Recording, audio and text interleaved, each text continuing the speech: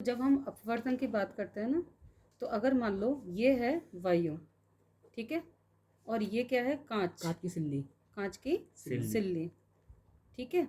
अब क्या होता है बेटा कि जब एक प्रकाश की किरण यहाँ पे, सबसे पहले तो हम कांच के सिल्ले पे एक अभिलंब की कल्पना करेंगे। जब एक प्रकाश की किरण आपतित हो रही है तो क्या होगा, क्या आप एक बात बताओ, जो जो स्पीड या जो गति प्रकाश की किरण की वायु में होगी, क्या वही गति कांच में भी होगी? नहीं, कम होगी, ज्यादा होगी? कम होगी। क्यों होगी कम? मैम क्योंकि कांच की सिल्ली, क्योंकि उसके जो कांच के सिल्ले के कण है वो पास पास हैं। तो वो उसको ऑब्स्ट्रक्ट करेंगे, रोकेंगे। तो आपकी जो किरण है ना, वो ऐसे नहीं निकलेगी, बल्कि ऐसे मुड़ जाएगी। समझ में आया? अगर फास्ट होती तो ऐसे निकलती, है ना, मतलब अगर सेम स्पीड होती, समान गति होती तो ऐसे निकलती। समझ आ रहा है? अगर स्लो होगी तो झुक जाएगी, झुकेगी ना। तो इसका मतलब क्या हुआ, ये अपवर्तित हो गई। क्या हो गई? अपवर्तित। इसे कहते हैं अपवर्तित किरण। ये समझ में आया? ये क्या थी आपकी आपतित किरण, और ये अभिलंब, है ना, और ये अभिलंब हो गया। इसमें कोई डाउट? No ma'am. अब क्या हुआ, जब यहाँ पे पहुंची ये, तो यहाँ पे भी आप किसकी कल्पना करोगे? अभिलंब की। लेकिन अब आपकी जो किरण है वो कांच की सिल्ली से वायु में जा रही है, तो इसकी जो गति है कांच की सिल्ली में ज्यादा होगी या वायु में? तो वायु में क्या होगा बेटा, क्या ये ऐसे ही निकलेगी? नहीं, फिर ये भागेगी।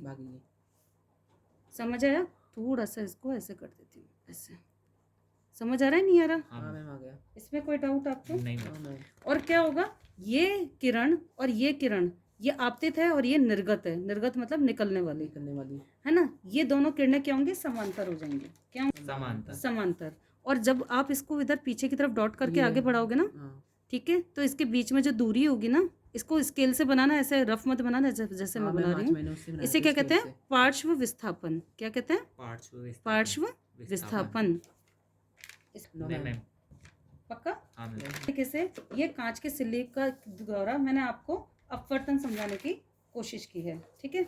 तो ये पाया गया कि जब प्रकाश की किरण विरल से सघन को जाती है तो वो अभिलंब की ओर झुकती है, ठीक है। और प्रकाश की किरण जब सघन माध्यम से विरल माध्यम में जाती है तो वो अभिलंब से बाहर की तरफ मुड़ जाती है। समझ में आया? तो विरल से सघन, सघन मतलब जिसमें कण पास पास हो, विरल मतलब जिसमें कण दूर दूर हो। तो ये दूर है तो ये विरल है, और ये पास पास है तो ये सघन है। तो जब विरल से सघन में गई तो अभिलंब की ओर झुक गई, और जब सघन से विरल में गई तो अभिलंब से दूर मुड़ गई। इसको हम अपवर्तन कहते हैं, ठीक है। और अपवर्तन की आप डेफिनेशन याद करोगे, प्रकाश का अपवर्तन एक माध्यम से दूसरे माध्यम में जाने पर प्रकाश की गति में परिवर्तन के कारण होता है। इसकी परिभाषा कहाँ है, ये रही। ये आपतित किरण और अभिलंब के बीच, ये भी एक सेकंड, माध्यम से दूसरे माध्यम में जाता है, प्रकाश का अपवर्तन कहलाता है। दूसरे शब्दों में प्रकाश का मुड़ना, वह एक माध्यम से दूसरे माध्यम में जाए तो प्रकाश का अपवर्तन कहलाता है। और जो आपतित किरण है और अभिलंब है उसके बीच का कोण आपतन कोण है, ठीक है। और जो अपवर्तित किरण और जो अभिलंब के मध्य का कोण है वो अपवर्तन कोण है। आपतन कोण, अपवर्तन कोण। आपतन कोण को आई बोलेंगे, अपवर्तन कोण को आर बोलेंगे, ठीक है। तो दिस इज योर अपवर्तन। तह डूबी छड़ का अपवर्तन, ठीक है बेटा, है ना। अब देखो, ये एक मेरे पास जल का बीकर है।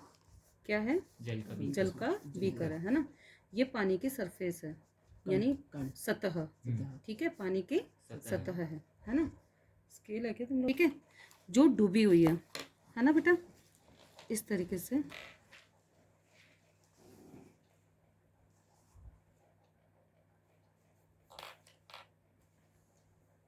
ये मेरी छड़ डूबी हुई है, ओके बच्चों। और ये O पॉइंट है और ये मेरा A पॉइंट है, ओके। अब क्या होगा बेटा, यहाँ से रेज बाहर निकलेंगे, क्योंकि मैं इसको देख पा रही हूँ, तो इसका मतलब यहाँ से प्रकाश की किरण निकल रही होंगी, मेरी आंखों में जा रही होंगी, तब मैं देख पा रही हूँ। नहीं जा रही होती तो नहीं देख सकती थी, है ना। तो ये कैसा होगा भाई, ये कुछ ऐसा होगा कि जैसे मान लो एक प्रकाश की किरण ऐसे जा रही है और एक प्रकाश की किरण ऐसे जा रही है ना। तो अब इस केस में क्या होगा, ये यहाँ तक आया, ये यहाँ तक आया, यहाँ से क्या होगा, यहाँ पे अभिलंब होगा कि नहीं होगा, है ना बेटा। अब ये तो सघन माध्यम है, ये विरल माध्यम है, तो ये अभिलंब से दूर हटेगा ना। कुछ ऐसे जाएगा ये, इधर भी बनना चाहिए। हाँ बिल्कुल बनेगा, इधर भी क्या होगा बेटा, अभिलंब होगा। ठीक है, ये सघन माध्यम है, ये विरल विरल माध्यम है, माध्यम है। तो ये भी दूर हटेगा, हाँ हटेगा ना। हाँ हाँ तो ये भी, ये कैसे जा रही थी, ऐसे जा रही थी ना, हाँ, तो ये कुछ ऐसे जाएगा। ठीक है, ऐसे बहुत सारी किरणें आएंगी, ये कुछ ऐसे जाएगा और ये ऐसे जाएगा। समझ आ रहा है आपको? हाँ मैम। ठीक है, और ये जो रेज हैं ये कहाँ चले जाएंगे आपकी, आँखों अगर में। जा रही है तो ये आईज में जाएंगे। ये वहाँ मैंने आई बॉल बना दी। ठीक है हाँ ना। हाँ फिर से समझाऊँ? हाँ मैम, एक बार समझा। देखो, ये प्रकाश की किरण इधर जा रही थी, मैं एक चित्र में और क्लियर कर देती हूँ आपको। ठीक है, ये आपका पानी की सतह है, ये आपकी पानी की छड़ है।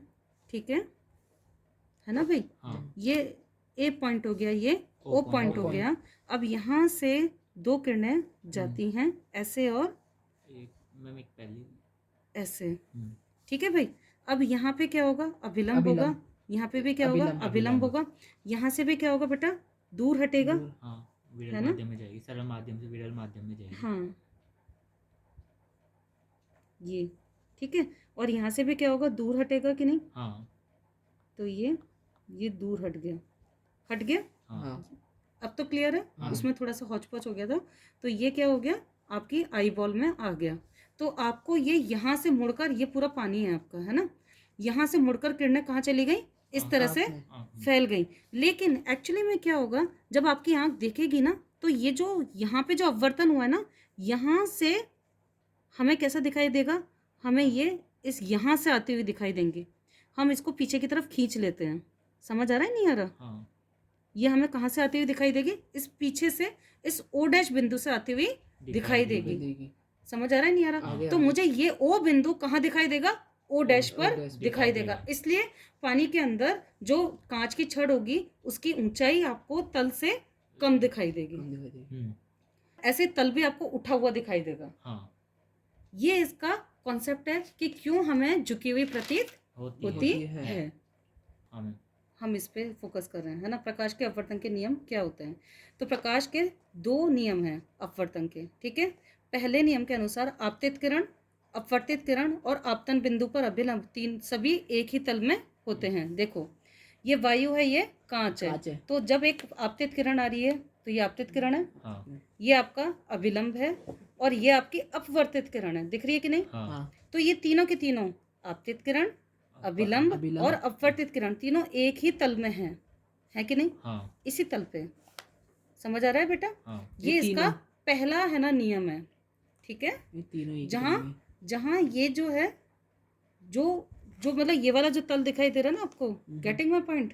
हाँ। समझ आ रहा है? हाँ मतलब तीनों एक एक ही तल में ही है। एक ही तल पे। एक ही तल, जैसे एक ही पानी तल है, अगर मान लो यहाँ पानी होता तो पानी के सरफेस पर, पानी के तल पर ये आपतित किरण आती, हाँ या हम अभिलंब की अभिलंब। कल्पना करते, और पानी पानी। जो किरण है वो अपवर्तित हो अपवर्तित जाती। हो जाती है। तो पानी का तल एक केवल पानी के तल पे तीनों आ गए कि नहीं आ गए? हाँ तीनों हमें इसी पॉइंट पे मिल गए, आपतित किरण, अपवर्तित किरण और अभिलंब। अभिलंब। तो तीनों एक ही पॉइंट पे हमें मिल गए, एक ही तल में मिल गए। क्लियर और नॉट? Yes, हाँ ma'am। मैम। ठीक है, ऐसे ही अपवर्तन का दूसरा नियम है ना, आपतर कोण और अपवर्तन कोण के बीच में ये संबंध को बताता है। प्रायोगिक रूप से जब इसमें इसके प्रयोग किए गए, ठीक है, तो ये पाया गया बच्चों कि किसी भी, जैसे मान लो ये कांच है और ये हवा है, हवा। तो तुम इस किरण को कैसे भी चेंज कर लो, इसका आपतन कोण चाहे कम ले लो चाहे ज्यादा ज्यादा ले ज्यादा लो। ले लो। हर केस में क्या हो रहा है, जब ज्यादा ले रही हूँ तो वो आर की धीरे- वैल्यू अलग आएगी, आर की। अगर कम ले रही हूँ तो आर की वैल्यू अलग आ रही है। लेकिन उस टाइम पे क्या होगा, हर एक वैल्यू के लिए जब मैं साइन आई यानी इस कोण का साइन थीटा लूंगी, साइन आई का मान लूंगी बटे साइन आर का मान लूंगी, तो वो हमेशा सेम मान Same आया, आएगा। स्थिरांक आया। आगे जैसे समझ। जल, ये वायु होती है, यहाँ जल होता, हाँ तो मैं कोई भी कोण लेती, जैसे मान लो 30 डिग्री 45 डिग्री, डिग्री। कोई भी कोण लेती, तो इसका जो आर का मान था ना, वो ऐसा होता कि आपतित कोण बटे साइन आपतित कोण का साइन बटे अपवर्तित कोण का साइन, वो हमेशा एक ही वैल्यू देता, कोई अलग वैल्यू नहीं आ देता। सकती थी। चाहे तुम कोण को कितना ही बदल लो, लेकिन तुम्हारा माध्यम सेम होना चाहिए। पानी है तो पानी ही होना चाहिए, कांच है तो कांच कांच होना ही होना चाहिए। ये देखो, और ये जो स्थिरांक आता है ना, उस स्थिरांक को क्या कहते हैं, अपवर्तनांक क्या कहते हैं? अपवर्तनांक। अपवर्तनांक का मतलब क्या है? अपवर्तनांक का मतलब ये है अपवर्तन प्लस अंक, ऐसा अंक, ऐसा अंक जो हमें ये बताएगा कि प्रकाश की किरण विरल माध्यम से आने के बाद या वायु से आने के बाद कितनी मुड़ने वाली है। तो साइन आई बटे साइन आर हमें यही बताने वाला है। समझ आ रहा है? हाँ। तो वायु से विशिष्ट माध्यम में जाने वाली प्रकाश की किरण के लिए साइन आई बटे साइन आई का मूल्य उस माध्यम का अपवर्तनांक कहलाता है और उसे हम n से शो करते हैं। अच्छा, किससे? n से, है ना। जैसे कि अगर वायु में प्रकाश की किरण के लिए आपतन कोण 37 डिग्री है तो कांच में वो अपवर्तन कोण कितना हो जाएगा? 24 डिग्री। तो साइन 37 बटे साइन 24 बराबर n हो जाएगा। समझ आया? साइन के टेबल्स होती हैं, साइन टेबल। आप इस तरह से तो मान निकाल नहीं सकते। उस टेबल से जब मान निकाला गया तो साइन 37 का मूल्य 0.6 और साइन 24 का 0.4 आया और इसका कांच का अपवर्तनांक कितना आ गया? 1.5। ये आपको ये बताएगा कि जो आपका जो किरण आ रही थी ना, वो किरण मुड़ते मुड़ते क्या होगी?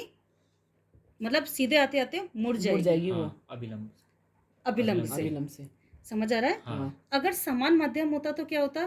फिर तो n बराबर सेम ही रहता, क्योंकि कोई अपवर्तन होता ही नहीं। ठीक है, लेकिन यहाँ पे इसका अपवर्तनांक कितना हो गया? 1.5 हो गया। ठीक है, तो अपवर्तनांक दो समान राशियों का अनुपात है ना। साइन, ये भी साइन है, ये भी साइन है, तो इसकी कोई भी मात्रक नहीं होते, सेंटीमीटर वगैरह कुछ हो ही नहीं सकता। ये एक पूर्ण संख्या है। ठीक है, तो पदार्थ का अपवर्तनांक आपतन कोण पर निर्भर नहीं होगा, पदार्थ की प्रकृति पर निर्भर होगा। ठीक है, कि उसकी प्रकृति कैसी है ना। जैसे वायु से कांच में जाने वाला साइन आई बटे साइन आर के मूल्य से हमारा मतलब क्या होगा कि उसका अपवर्तनांक कितना है। जितना अपवर्तनांक होगा उतना ही वो मुड़ेगा। जैसे प्रकाश का एक किरण पुंज एक पदार्थ x में जाता है और अगर आपतन कोण 72 है और अपवर्तन कोण 40 है तो इसके अपवर्तनांक की गणना करनी है। और इसमें आपको मान दे रखा है, साइन 72 भी दे रखा है और साइन 40 भी दे रखा है। तो आप क्या करोगे? n बराबर साइन आई बटे साइन आर। अब आपको इसमें आपतन कोण क्या है? 72 वाला, तो साइन 72 अपॉन साइन 40, तो 0.951 अपॉन 0.642। तो आपका मान कितना आ जाएगा बेटा? 1.4 है। तो पदार्थ x का अपवर्तनांक इतना हो जाएगा। कोई डाउट? नहीं। ठीक है।